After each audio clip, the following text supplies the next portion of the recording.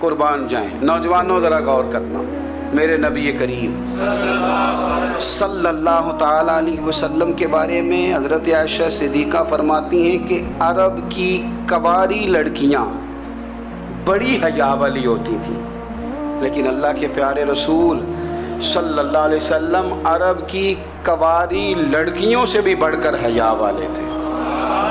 یہ ہمارے بچے مذاق میں ہمیں کئی دفعہ کہتے ہیں شادی کرا دو، شوگل میں کہہ دیتے، ابا کو کہہ دیتے ہیں، ابا کو نہیں منہ پہ آگے کہہ دیتے ہیں، کہتے ہیں یہ بڑا بھائی مصیبت بن گیا، یہ ہٹے گا تمہاری باری آئے گی۔ آپ کچھ ایسی باتیں کر رہے ہیں، کچھ ایسے انداز آپ اختیار کر رہے ہیں جو وزادار لوگ کرتے نہیں۔ شرم و حیا سے وہ چیزیں ڈھل جاتی ہیں، جو باتیں ہمارے بچوں کی زبانوں پر بے باکی کے ساتھ آنے لگی ہیں۔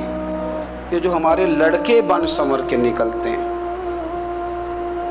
یہ جو میک اپ کا خرچہ لڑکیوں کے برابر لڑکوں کا ہوتا جا رہا ہے، یہ جو لڑکے بھی رات کو چہرے پر کریم لگا کر کے سوتے ہیں، یہ بتا سکتے ہیں کہ مقاصد کیا ہے؟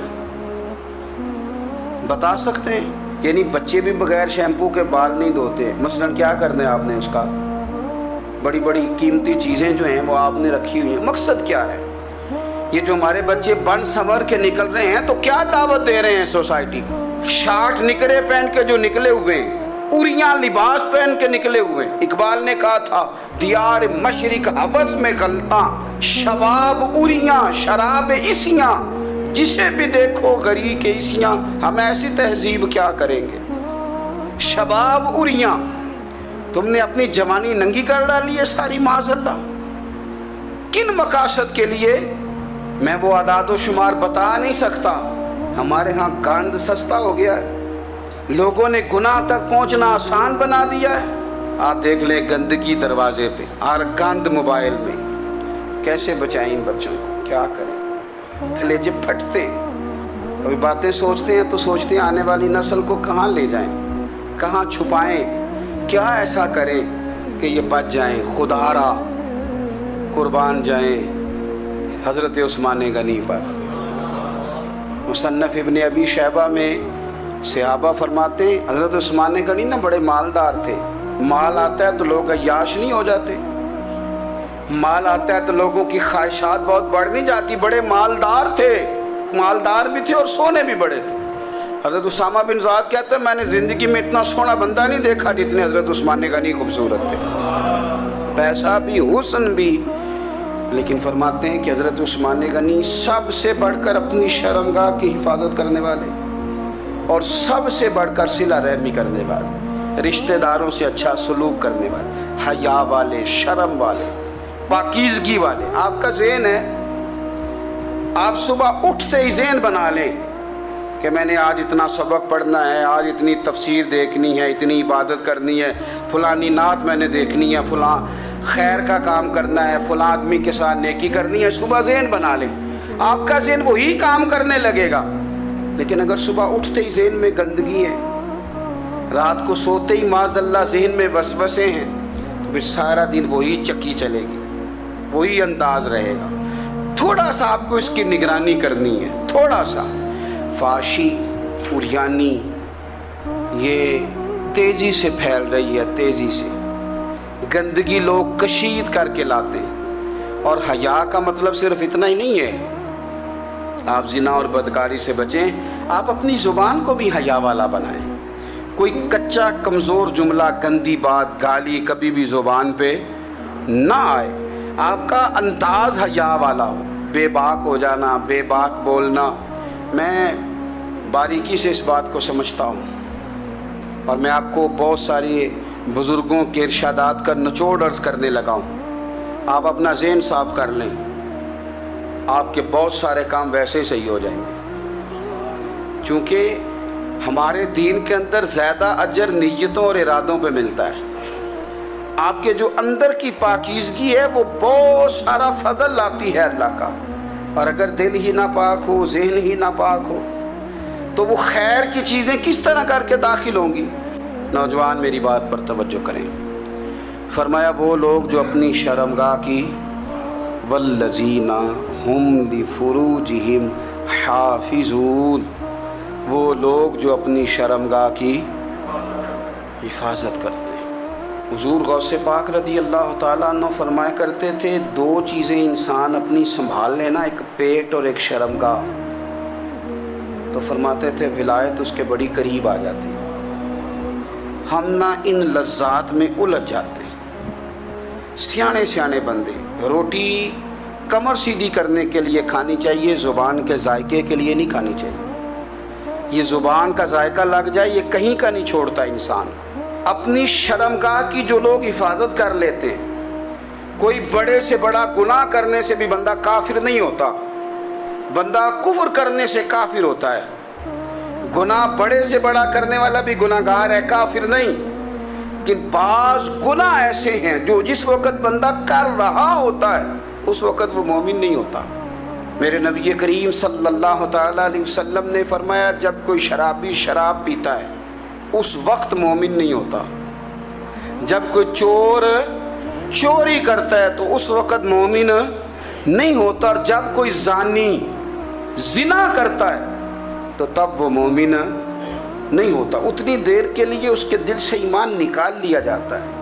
کفل کا ایک واقعہ ترمذی میں ملتا ہے۔ ایک شخص کفل نام کا تھا بنی اسرائیل میں، ایک عورت مجبور تھی، اس کے بچے بھوکے تھے، تو کفل نے اسے مائل کر لیا کہ تو میرے ساتھ گناہ کرے گی تو پھر میں تیرے بچوں کی روٹی تجھے دوں گا۔ تو وہ عورت پہلے تو بیچاری نہ مانی، لیکن بچوں کی بھوک دیکھ کے مجبور ہو گئی۔ جب کفل کے قریب گئی نا وہ عورت، اس نے دروازے سارے بند کر لیے۔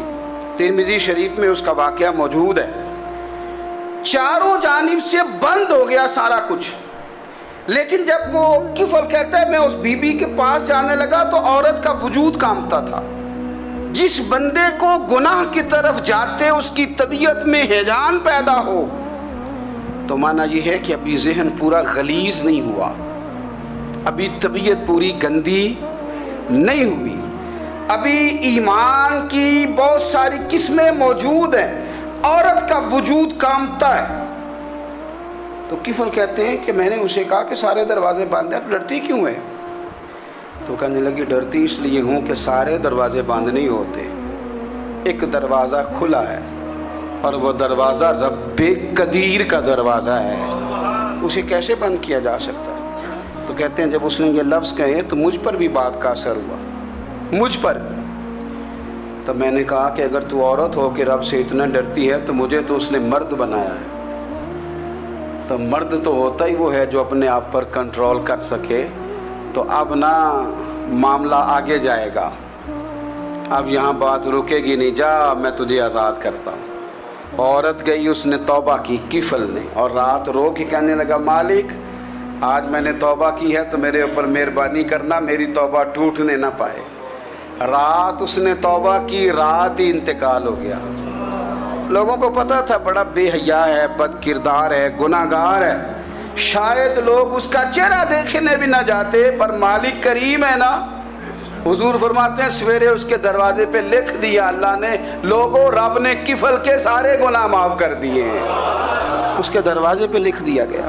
جب آپ اپنی حفاظت کرنا چاہتے ہیں تو اللہ پھر اسباب بھی پیدا کر دیتا ہے۔ اپنی شرمگاہ کی، اپنی نظر کی آپ خوب حفاظت کریں۔ اور میں آپ کو ایک بات عرض کروں، ایک بندے کے باحیا ہو جانے سے نا، ایک بندے کے ٹھیک ہو جانے سے اس کے دائیں بائیں بے شمار لوگ ٹھیک ہو جاتے ہیں۔ نہ چاہتے ہوئے بھی آپ کی نیکی کا اثر آپ کے دوستوں پہ پڑتا ہے، نہ چاہتے ہوئے۔ اور ایک بندے کے بگڑ جانے سے اس کے دائیں بائیں بہت سارے لوگ بگڑ جاتے ہیں، بہت سارے لوگ بگڑ جاتے ہیں۔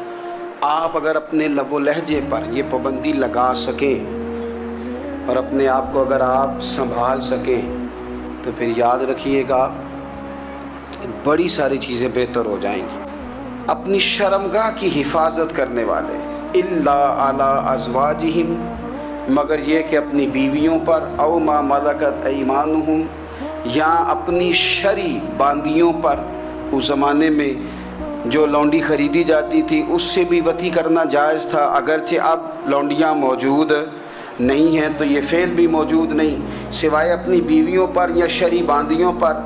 فإنہم غیر ملومین، فرمایا جو یہ کام کرے اس پر کوئی ملامت نہیں ہے، اپنی بیوی کے پاس شرعی طریقے سے جائے یا باندی کے پاس جائے۔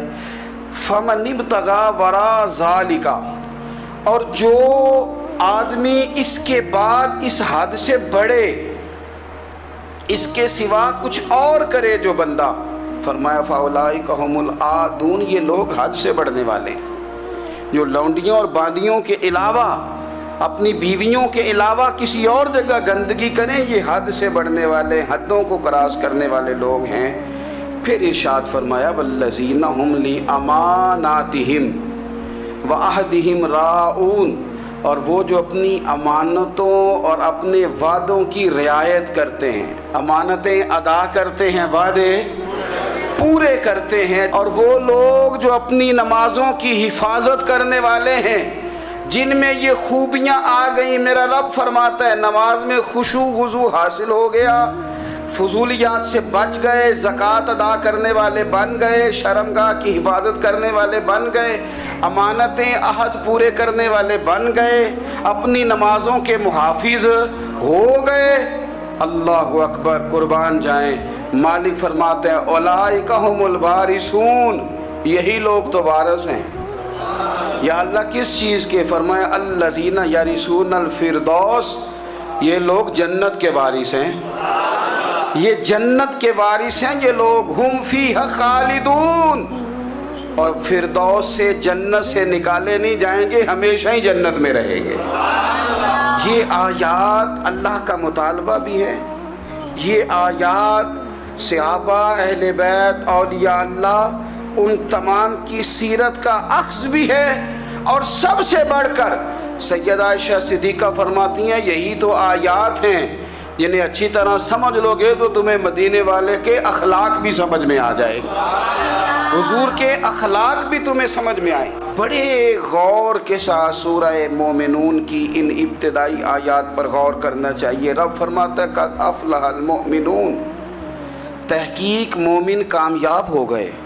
کون سے مومن؟ الذین ہم فی صلاتہم خاشعون، وہ جو اپنی نمازوں میں گڑ گڑانے والے ہیں، خشوع کے ساتھ، عاجزی کے ساتھ، انکساری کے ساتھ، ذوق کے ساتھ نماز پڑھنے والے ہیں۔ دیکھیں قرآن نے یہ نہیں کہا شروع میں کہ وہ لوگ اپنی نماز پابندی سے پڑھتے ہیں، بلکہ فرمایا وہ نمازوں میں عاجزی کرتے ہیں، وہ نماز میں خشوع کرتے ہیں، خضوع کرتے ہیں۔ نماز ہم بھی پڑھتے ہیں، ڈھیر سارے لوگ ہیں جن کا یہ مطالبہ ہے کہ میرا نماز میں دل ہی نہیں لگتا۔ پہلی بات تو یہ ہے کہ دل نہ بھی لگے تو نماز پھر بھی پڑھنی ہے، اور دوسری بات یہ ہے کہ دل لگانے کو بھی تو کچھ انسان کے پاس چیزیں ہونی چاہیے نا، کوئی ضروریات ہوتی ہیں۔ سب سے پہلی بات یہ کہ مسئلہ نماز کا نہیں، مسئلہ اہمیت کا ہے۔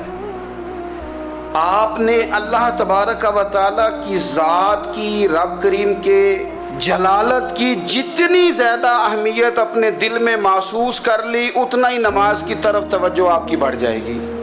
آپ سادی سی مثال ہے، غور کر لیں، جتنا آپ اپنے استاد کو پروٹوکول دیتے ہیں، جتنی عزت کرتے ہیں، اتنا ہی وقت پہ آپ ان کے پاس پہنچ بھی جاتے ہیں۔ اگر آپ کے دل میں اہمیت نہیں ہے تو آپ ٹال دیں گے، اور جس استاد کی اہمیت ہے اس کے فون کی گھنٹی بجتے ہی فون بھی اٹھایا جائے گا، اور بات پوری مکمل بھی نہیں ہوگی تو کہا جائے گا جیسے آپ کہیں گے، اور جو وقت وہ دیں گے ان سے 10 منٹ پہلے پہنچنے کی کوشش بھی کی جائے گی۔ بس سمجھ لیں دل لگنے نہ لگنے کا مسئلہ نہیں، اہمیت کا مسئلہ ہے۔ آپ جتنی اپنے مالک کی بارگاہ کی اہمیت سمجھ لیں گے، اتنا ہی وقت پہ مسجد آئیں گے، اتنا ہی شوق سے نماز پڑھیں گے۔ دوسری بات، نماز کے ترجمے پہ غور کریں۔ آپ یقین کریں اگر نماز کا ترجمہ ہمیں آ جائے نا تو ہمیں تو یوں لگے کہ ہم تو اپنے مالک کی بارگاہ میں عرض و معروض کرنے حاضر ہوئے ہیں۔ یہ سورہ فاتحہ ہی دیکھ لیں آپ، حضور فرماتے ہیں، رب فرماتا ہے سورۃ فاتحہ آدھی میری ہے آدھی میرے بندے کی ہے۔ جب اس نے کہا الحمدللہ رب العالمین الرحمن الرحیم مالک یوم الدین ایاک نعبد و ایاک نستعین، جب یہاں تک وہ لفظ کہتا ہے تو یہ حصہ میرا تھا۔ اس نے اپنے رب کی تعریف کی، اور جب کہا نا اس نے اہدنا الصراط المستقیم، اب بندے نے التجائیں شروع کر دی. اس نے کہا کہ مالک بھی تو ہے, رحمان بھی تو ہے, رحیم بھی تو ہے, عبادت بھی تیری کرتے ہیں تو مدد بھی تو تجھی سے مانگنی ہے نا. اب مہربانی فرمانا اہدنا الصراط المستقیم, ہمیں سیدھا راستہ دکھا دے. صراط الذین انعمت علیہم, ان لوگوں کا راستہ دکھانا جن پر تو نے انعام کیا ہے. غیر المغضوب علیہم ولا الضالین, ان کے راستے پہ نہ چلانا جن پر تیرا غضب ہوا, جو گمراہ ہو گئے ان کے راستے. تو نماز میں جب ترجمے پر آپ کا غور ہوتا ہے تو آپ کا تو دل خود بخود لگ جاتا ہے, شوق بڑھ جاتا ہے آپ کا. تو اتنی چیزیں ہم زندگی میں یاد کرتے ہیں, تو اگر ترجمہ بھی نماز کا یاد کر لیں اور پھر شوق سے پڑھیں تو آپ یقین کریں طبیعت کھینچی چلی آئے گی. ہمارے یہاں کچھ لوگ نماز پڑھتے ہیں پر بڑی لاپرواہی سے پڑھتے ہیں, کبھی ادھر دیکھتے ہیں, کبھی ادھر دیکھتے ہیں, کبھی بال سہلاتے ہیں. وہ میں نے دیکھا ہے سجدے جا رہے ہیں تو سیانے سیانے بندے کبھی کپڑے کو چھیڑ رہے ہیں, کبھی جگہ کو چھیڑ رہے ہیں. میرے نبی کریم صلی اللہ تعالیٰ علیہ وسلم نے فرمایا ان لوگوں کا کیا حال ہے جو اپنی نماز میں نظریں آسمان کی طرف اٹھاتے ہیں, رکوع سے اٹھے تو اوپر دیکھنا شروع کر دیا, کیا حال ہے ان کا. اور پھر حضور نے ایک موقع پر تو سختی فرمائی, فرمایا جو نماز پڑھتے اپنی نظریں آسمان کی طرف اٹھاتا ہے وہ باز آ جائے, ورنہ ایسا نہ ہو کہ رب اس کی آنکھیں ہی چھین لے. وہ باز آ جائے اس کام سے. خشوع کے ساتھ نماز پڑھے, عاجزی کے ساتھ نماز پڑھے, اس کا دل لگا ہوا ہو نماز کے اندر. میرے نبی پاک صلی اللہ تعالیٰ علیہ وآلہ وسلم کے غلام حضرت انس بن مالک رضی اللہ تعالیٰ عنہ فرماتے ہیں کہ رسول پاک صلی اللہ علیہ وسلم نے مجھ سے فرمایا تھا کہ بیٹے نماز میں ادھر ادھر دیکھنے سے بچو, کیونکہ فرمایا نماز میں ادھر ادھر توجہ کرنا یہ بندے کو ہلاک کر دیتا ہے. ہلاکت ہے اس میں اگر تم نے ادھر ادھر توجہ ہوگی. نماز تم مالک کی بارگاہ میں کھڑے ہو اور تم دیکھ ادھر ادھر رہے ہو. تو ایک تو نماز عاجزی کے ساتھ. پھر فرمایا والذین ہم عن اللغو معرضون, وہ لوگ جو فضول باتوں سے, لغویات سے اپنا منہ پھیر لیتے ہیں, فضولیات سے. ہمارے ہاں نا بہت سارے لوگ ایسے ہیں جو بلا وجہ ان چیزوں میں دلچسپی لیتے ہیں جو ان کے مطلب کی نہیں ہے. ان کے مطلب کی مطلب آپ کسی سے ملنے کہتے ہیں کیا حال ہے, ٹھیک ہے جی. بچوں کا کیا حال ہے, ٹھیک ہے. بچے کتنے ہیں؟ تو بھئی آپ کو جب پتہ ہی نہیں تھا کتنے ہیں تو حال کیوں پوچھا آپ نے؟ آپ کرتے کیا ہیں, آپ کا بڑا بھائی کیا کرتا ہے, چھوٹا بھائی کیا کرتا ہے, ابا جی کیا کرتے ہیں. تو یہ آپ کے مطلب کی بات نہیں. آپ مطلب کی مقصد کی بات کریں, بے مقصد باتوں میں الجھنے کی ضرورت نہیں ہے. دیکھیں اپنا ادارہ میں چلاتا ہوں, اپنا گھر آپ چلاتے ہیں, اپنی ڈیوٹی آپ کرتے ہیں. آپ کو زیادہ بہتر پتہ ہے کہ آپ اپنا گھر کیسے چلا رہے ہیں. مجھے زیادہ بہتر پتہ ہے کہ میں مدرسہ مسجد, مجھے زیادہ بہتر پتہ ہے اس کے اندر کون سی اصطلاح کس طرح کرنی ہے. یہ مجھ سے زیادہ بہتر کوئی بندہ جانتا نہیں. اب ہم کیا کرتے ہیں, جب ہم دوسرے کے کام میں مداخلت کرتے ہیں تو دو نقصان ہوتے ہیں. ایک تو اس کے ساتھ ہمارا رائے کا اختلاف ہو جاتا ہے, اور دوسرا ہمارے اپنے بہت سارے کام رہ جاتے ہیں کیونکہ ہماری توجہ ہی دوسرے کی جانب تھی. اپنے بڑے سارے کام رہ جاتے ہیں. اس لیے بہت ساری ایسی چیزیں ہیں جن میں بلا وجہ کوئی مقصد نہیں. ہم پرانے لوگوں سے باتیں سنا کرتے تھے, ہمارے بزرگ کہا کرتے تھے جڑے پنڈ جانا نہیں, جڑے پنڈ جانا نہیں ہوتا راہ پوچھنے دی کی لو. لغویات میں نہ الجھے, فضولیات میں نہ الجھے, یعنی ٹو میں رہنا, ٹو میں. آپ یقین کریں میں نے پرسنلی طور پہ اس چیز کو محسوس کیا ہے کہ ہمارے بہت سارے اہم حقوق صرف اس لیے مس ہوتے ہیں کہ ہماری اپنے سے زیادہ توجہ سامنے والے پہ ہوتی. سامنے والے میں نے دیکھا بڑے بڑے عجیب سوال اور بڑے بڑے انوکھے سوال, مطلب یہ کہ اتنی لمبی چوڑی, اور لوگوں کو بڑا پتہ ہوتا ہے یہ فلاں آدمی جو ہے اس کے بچے کتنے ہیں, وہ بیاہ کہاں پہ ہیں, کس کس علاقے میں ان کی شادیاں ہوئی ہیں. اتنی تفصیلات کی ہمیں ضرورت نہیں ہے. ہم سے تو ہمارے بارے میں پوچھا جائے گا, تو ہمیں اپنا معاملہ بڑا صاف ستھرا.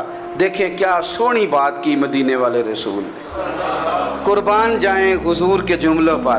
ایک شخص نے پوچھا حضور سونا اسلام کون سا ہے، خوبصورت مسلمان کون ہے؟